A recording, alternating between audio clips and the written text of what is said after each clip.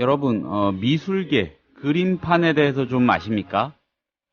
가끔 뉴스에서 누구누구가 소장하고 있다는 무슨 그림, 뭐 이런 식의 이야기를 접해보신 정도가 아닐까 싶습니다. 많은 경우에요. 저도 비슷합니다. 근데 이 그림판이라는 곳이 간단한 데가 아닌 것 같습니다. 그림을 둘러싸고서도 부익부, 빈익빈 같은 현상이 나타나고요. 독식 구조도 만들어져 있다고 합니다. 이런 가운데에서도 좋은 그림을 찾으려는 움직임은 멈추질 않습니다. 국민TV 라디오 30분 책 읽기 10월 10일 목요일 순서 시작합니다.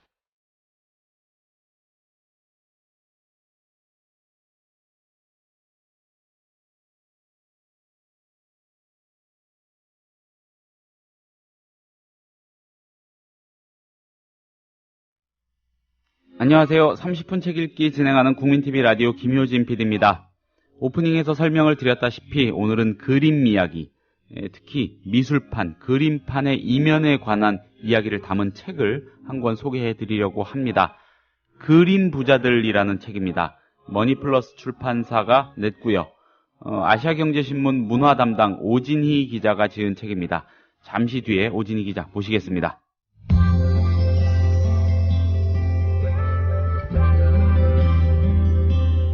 매일 아침 이 책 한 권. 국민TV 라디오 30분 책 읽기.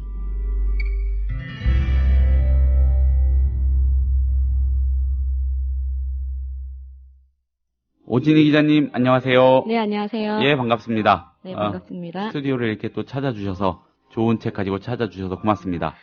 초대해 주셔서 감사합니다. 예, 그림 부자들이라는 책이에요. 예. 사실 저 잘 아는 분야도 아니고, 근데 제목은 무척 섹시하네요. 네. 예, 흥미로울 것 같은데, 네. 일단 이 책에 대해서 소개를 해주시기 전에 이 제목에 대해서도 하실 말씀 있으시다고요? 예, 사실 제가 낸 첫 책이라서 굉장히 예, 저에게도 좀 큰 의미로 다가오는 책인데, 그림 부자들이라는 제목에 대해서 많이 출판사와 싸웠습니다. 아, 그렇군요. 네.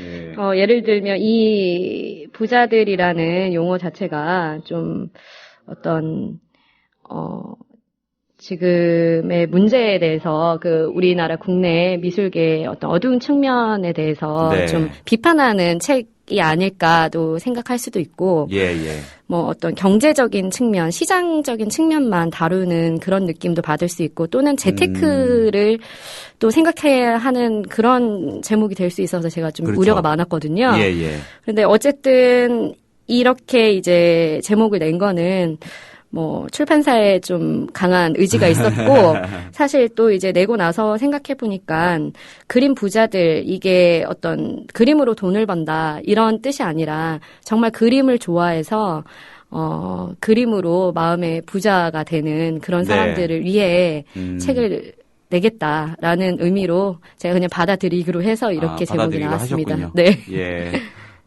그림 부자들이라는 책, 당연히 그림에 대한 얘기, 미술에 대한 얘기, 그리고 미술계, 그림판이라고 제가 표현을 했는데, 네. 적절한 표현인지 모르겠습니다만, 괜찮죠? 예, 괜찮습니다. 그림판에 대한 얘기, 두루두루 담겨 있는 책인 것 같아요. 예. 일단, 책에 대한 대략적인 소개를 부탁을 드리겠습니다. 예.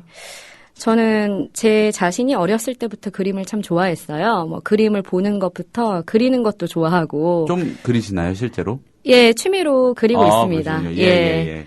뭐 학창 시절에도 뭐 일러스트도 했고, 또 연극반 활동을 하면서도 이렇게 무대 미술도 다뤄봤고, 또 제가 기자 되기 전에 시민단체에서 활동할 때도 이제 문화재나 공공미술 관련해서도 활동을 했는데요. 그래서 이제 기자가 돼서 항상 이제 그림, 미술 이쪽에 관심을 두고 취재를 또 굉장히 하고 싶었고, 또 네. 그런 기회가 다가왔고, 또 우연치 않게 이렇게 출판사에서 한번 해보자, 이런 책을 내보자. 특히 이제 경제지이기 때문에 경제에 대한 그 내용도 담아서 한번 풀어보자라는 네. 제안을 와서 했고요.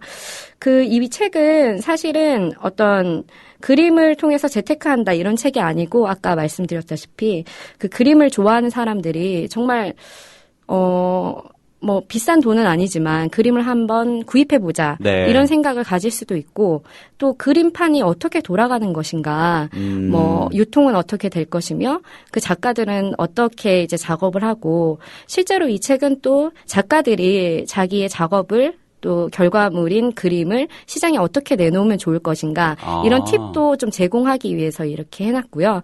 그리고 미술계가 아직 이제 우리나라 시장 형성이 30년도 채 안 된 상황에서 굉장히 짧네요. 네, 뭐 예전에 이제 조선시대 도화서나 국가기관이 관리한 이후에 이제 시장이 형성된 거는 뭐 한때 이제 근대 뭐 50, 60년대에 뭐 인사동 등지나 이런 데서 뭐 이제 골동품 판매나 뭐 이런 것들이 있었을 거예요. 근데 어떤 가격이 공개되고 그런 어떤 시장의 수치나 이런 것들이 등장하게 된 거는 경매사, 특히 이제 서울옥션, K옥션이라는 그 양대 경매사가 설립이 되면서 그게 이제 채 30년이 안 된 상황인데 실제로 이제 시장 형성이 됐다는 거는 그때 이후라고 보면 되고요.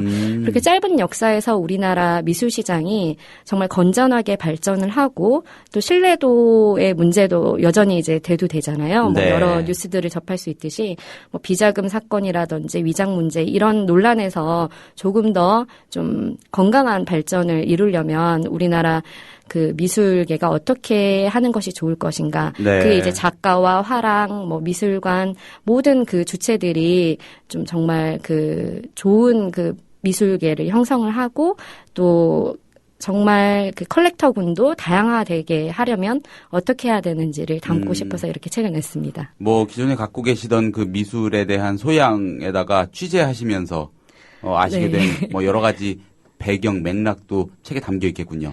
예, 그렇습니다. 사실 말씀을 들으면서 생각을 해보니까 만약에 제가 오늘 내일 당장 그림을 한 편 사야 된다고 가정을 했을 때 어디 가서 뭘 어떻게 될지도 잘 모르겠어요. 가뜩이나 막연한데 또 요즘은 그림이라는 거 전재국 씨 사건 전두환 추징금 사건 관련해서 막 좀 이상한 각도로 자꾸 미술품들이 비춰지니까 그렇죠.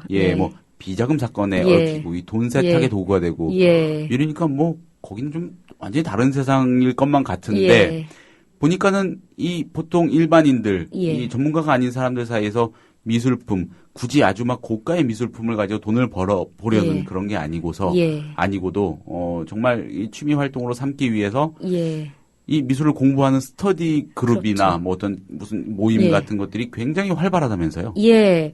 이게 이제 우리나라 그 미술 시장, 30년 안 된 그 미술 시장이 이제 생겼고 그 이후에 그 미술 시장이 전 세계적으로 호황기를 누리던 때가 있었어요. 우리나라도 언제입니까? 그게 왔고 그 뭐 이제 국제 금융위기 이전의 일이죠. 2007년까지 거품일 정도로 우리나라에서도 굉장히 미술품이 많이 이렇게 팔려나가고, 뭐 비자금 문제나 이런 부분은 계속 지속적으로 이제 나왔던 얘기긴 한데, 그때 또 거품이 많이 끼면서 또 크게 뭐 이득을 본 사람도 있다고 하고, 그렇지만 이제 그 이후로 좀 지금 굉장히 침체기를 맞고 있거든요.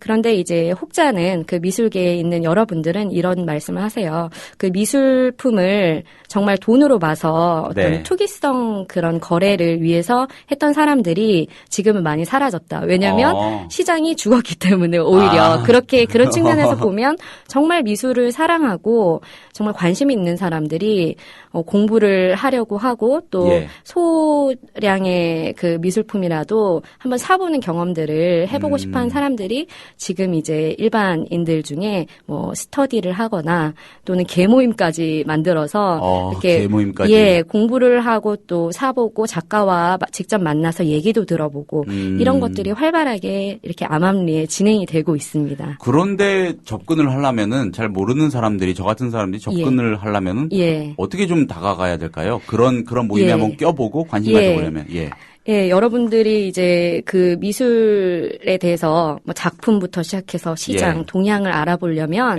뭐 물론 뭐 여러 글들을 통해서도 볼 수 있겠지만 요즘에는 미술관이나 또는 그 경매사 뭐 이런 곳에서 굉장히 많은 교육 프로그램이 있습니다. 그래서 그 안에 들어가 보면 뭐 요즘 이제 현대 미술 어떤 조류들이나 어떤 가격적인 측면들이나 그 컬렉팅의 팁들도 알아볼 수 있는 그런 교육 과정을 통해서 이제 공부를 할 수 있는 거고 또 이제 사적으로 개개인들이 모여서 스터디를 하는 곳도 있어요. 실제로 저는 이제 동국대학교 평생교육원에서 그 미술 관련 그런 미술 동향 알려주는 수업을 들은 적이 있거든요. 예. 그리고 이제 현대미술뿐만 아니라 고미술 관련해서도 네. 교육과정이 있습니다. 아. 그래서 그런 것들을 잘 찾아보시면 가서 이제 정말 그림이 좋아서 공부를 하는 사람들 또는 그 실제로 좀 오랫동안 수집을 해온 사람들도 만나볼 수 있고 또 그 교육과정에서는 뭐 작가뿐만 아니라 뭐 그 아트 컨설턴트라든지 기획자라든지 또 화랑에 일하는 사람들이라든지 이런 분들을 많이 만나볼 수가 있어서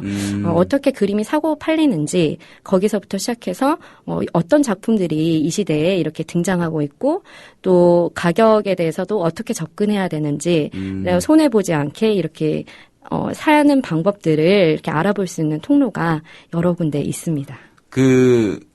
그렇게 미리 준비하지 않고 네. 덥석 인사동 같은 데 가서 예. 화랑 들어가서 그림 예. 사면 예. 바가지 당하기 일수라면서요. 바가지 쓰기. 아무래도 예.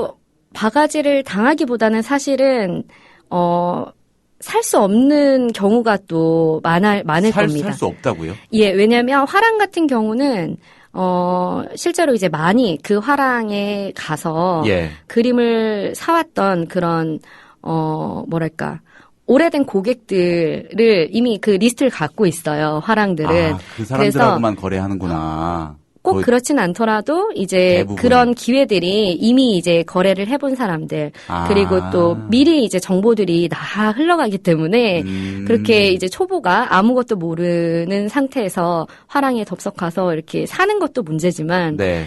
왜냐면 적정한 가격인지 또 이 작품에 대해서 이제 본인이 잘 알지 못한 채 그렇게 접근하는 거는 굉장히 위험할 수가 있고 또 이 미술품은 이 지금 희소성이 있고 또 유일한 작품이잖아요. 네. 그래서 사실 부르는 게 값입니다. 그래서 그림값이라는 게 정해진 게 없습니다. 그렇지만 이제 아까 말씀드렸다시피 우리나라 시장이 생기고 가격이 공개되면서 그림값의 변동 추이를 알 수 있어요. 그건 이제 경매에서 많이 공개를 하고 있는데 네. 그래서 그런 경매사들의 그런 기록들을 한번 살펴본다든지 이 작가의 이런 작품들은 얼마에 거래됐는지 이런 것들을 살펴보고 또 정말 이 작품을 사서 미래 가치가 있는지에 대해서도 문의나 또 공부를 통해서 고민을 해볼 수 있는 거죠. 그렇군요. 그림을 사러 간다는 행위가 이게 만만치 않은 거군요. 예, 제가 추천해드리고 싶은 거는 사실 예. 저도 그림을 딱 한 번 사봤습니다. 예. 직접 그리시기도 하니까. 예, 제가 뭐 취미로 그리긴 하지만 예. 이제 그림을 한번 사보는 경험을 해보고 싶어서 저도 뭐 큰 돈 주고 할 수는 없고 굉장히 저렴한 10만 원대 그림을 사봤어요. 그러니까 우리가 착각한 게 그 그림이 뭐 수억, 뭐 이렇게 비싸게 팔린다 이런 내용만 접해서 그렇지 그렇죠. 그림값은 너무나 다양합니다. 몇십만 원대에서 수백, 수천, 수억 뭐 여러 가지 그런 스펙트럼이 많고요. 그리고 제가 이제 제 경험을 말씀드리자면 제가 산 그림은 이제 우리 스터디 모임이 있었는데 이제 모임이 끝나고 그 교육과정이 다 끝난 다음에 스스로 이제 자선 경매를 만들었어요. 그래서 이제 본인이 가지고 있는 소장품들 몇 점씩 가지고 와서 좀 이렇게 이게 뭐 돈을 벌겠다라는 의미가 아니라 이걸 팔아서 이제 좋은 불우이웃 돕기에 쓰려고 그렇게 자선 경매에 나온 작품을 한 점 구입한 적이 있습니다. 그러셨군요. 네. 기자시고요. 예. 예, 미술계, 문화 쪽 담당하는 신문사 기자시고 하니까는 그 미술판의 그 산업적인 네. 구조적인 문제도 많이 보셨을 것 같아요. 예. 그런 거에 대한 그런 게 오히려 이 책 쓰시는 그 예. 계기가 되지 않았을까 싶기도 한데 어떤 것들 꼽을 수 있을까요? 예, 우선 뭐 우리가 이제 기업 비자금 사건에 대해서 미술품이 많이 연루가 된 것들을 볼 수 있잖아요. 그렇죠.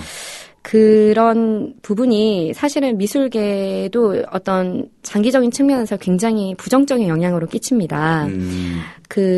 사실은 미술계가 아직 시장이 형성됐다는 게 짧은 역사이기 때문에 우리나라는 더 많은 작품들이 이렇게 소개가 돼야 되고 네. 더 많은 그 주체들이 미술품들을 소개할 수 있는 장이 열려야 됩니다. 그리고 그것 또한 또 작품을 만들어낸 작가들에게도 필요한 일이거든요.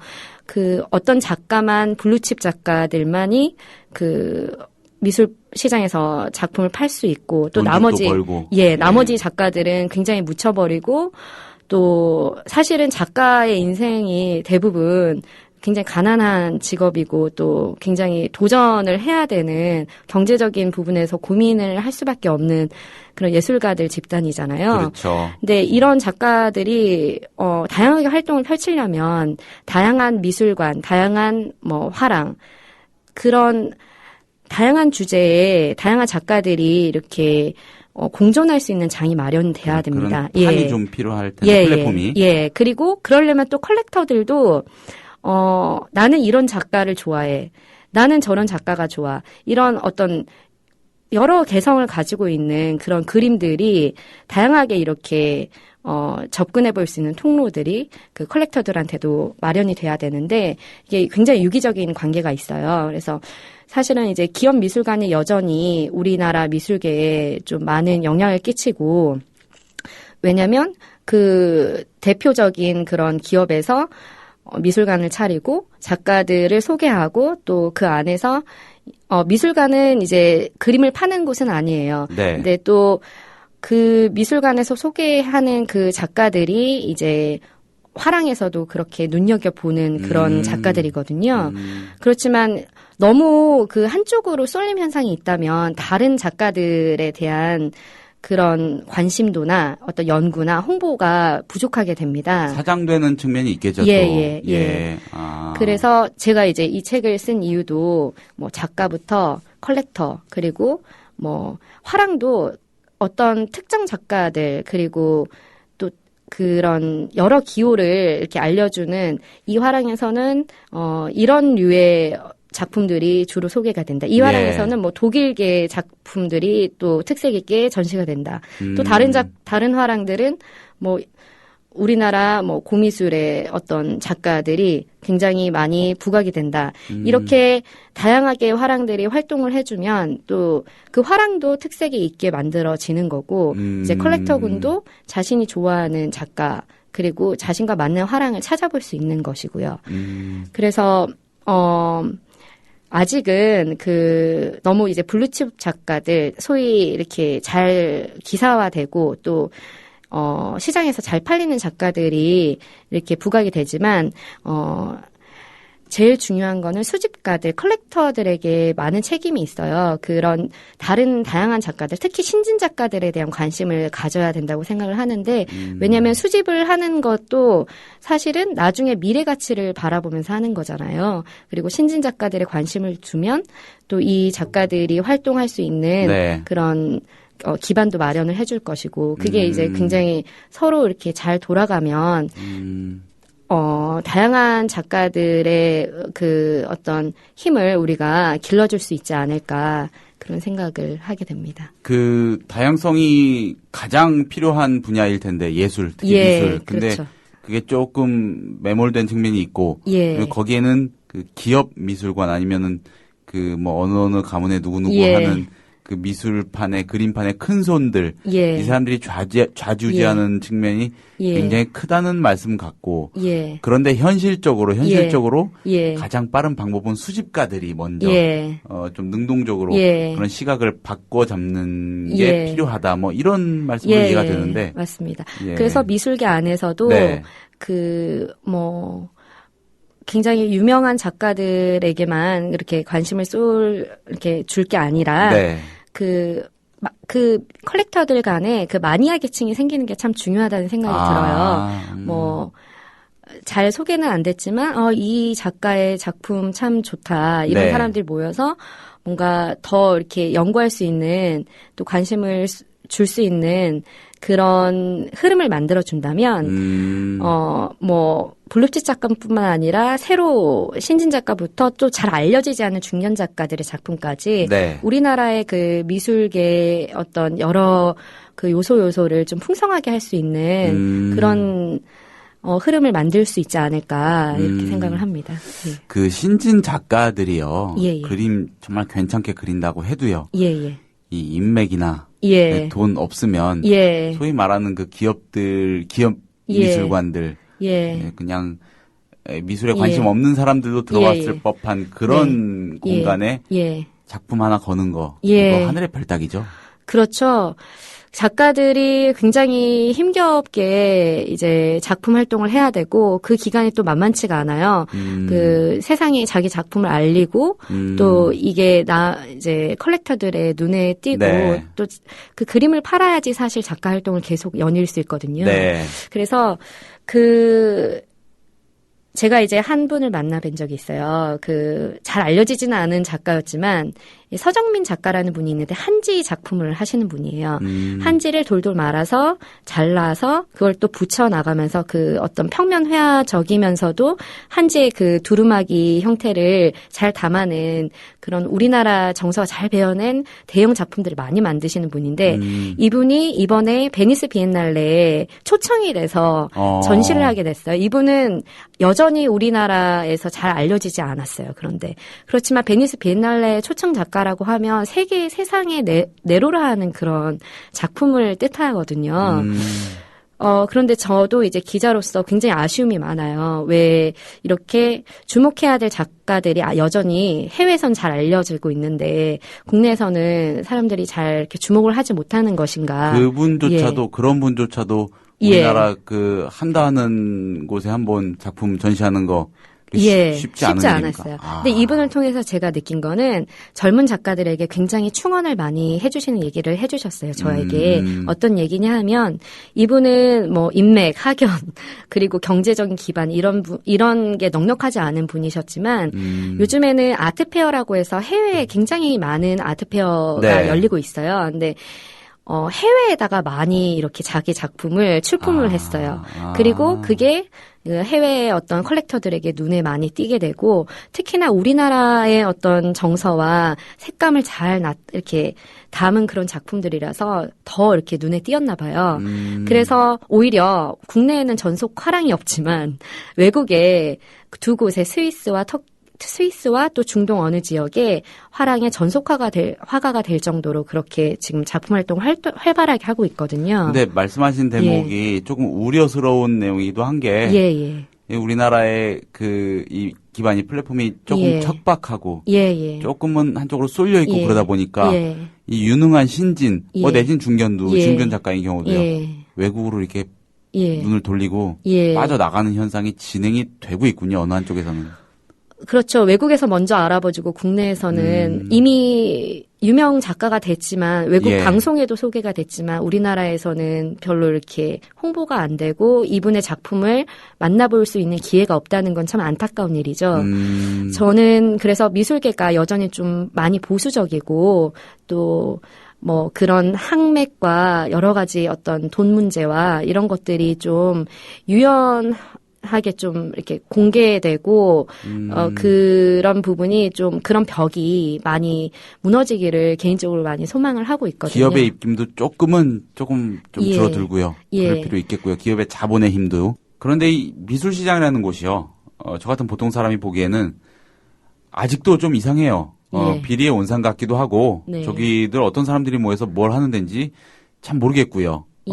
투명성의 문제라는 거, 보편적으로 이해될 수 있는 어느 정도 선 이상의 투명성, 그리고 또 다양성, 이런 거를 확보하는, 그래도 이 시스템적인 방법이 없을까요? 우리나라 미술계의 신뢰도를 마련하려면 우선은 어떤 기록적인 체계화가 필요합니다. 이제 외국 같은 경우는 카탈로그 레조네라고 작가들의 전작 도록이 많이 만들어져요. 그리고 실제로 연구소나 그런 기관들이 만들어지면서 그런 어떤 기록물을 총 체계화하고 집대성된 그런 저장 시스템이 있거든요.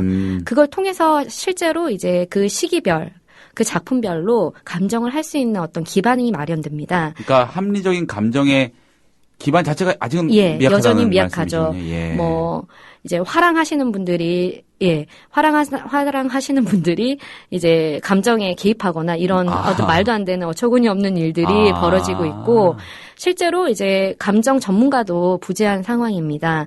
물론 몇몇 분들이 계시지만 일부는 화랑 대표가 또는 화랑 관계자가 이렇게 감정을 하신다든지 이런 문제는 좀 해소돼야 되는 우리나라 미술 시장을 장기적으로 이렇게 투명성 확보를 위해서는 그런 것들이 없어져야 된다는 생각이 듭니다.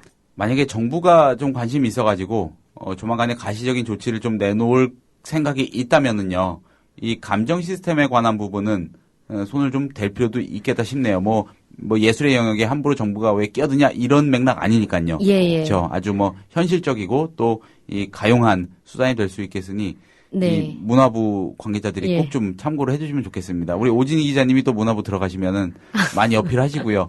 네, 알겠습니다. 예, 짧은 시간인데 재미있는 말씀 잘 들었습니다. 오늘 자리해 주셔서 고맙습니다. 감사합니다.